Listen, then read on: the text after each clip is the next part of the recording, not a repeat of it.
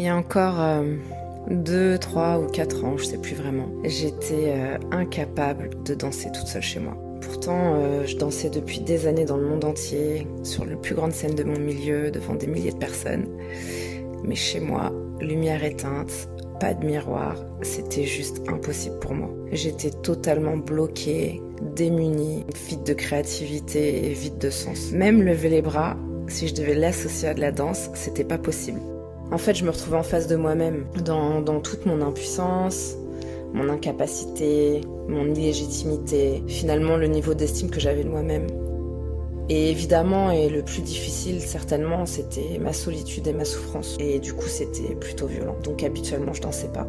Et je sais pas pourquoi, un jour, j'ai eu envie de danser, je me suis dit, allez, je me suis jetée, je me suis rencontrée sans détour dans le mouvement, au point où j'en étais avec moi-même. J'ai regardé mes faiblesses que je refusais de voir en moi et que je comblais constamment par mes forces dans le faire et par l'aide que j'apportais à ceux qui me paraissaient plus en difficulté que moi. Je me suis autorisée à laisser mes émotions m'envahir. J'ai dansé et j'ai bien craqué.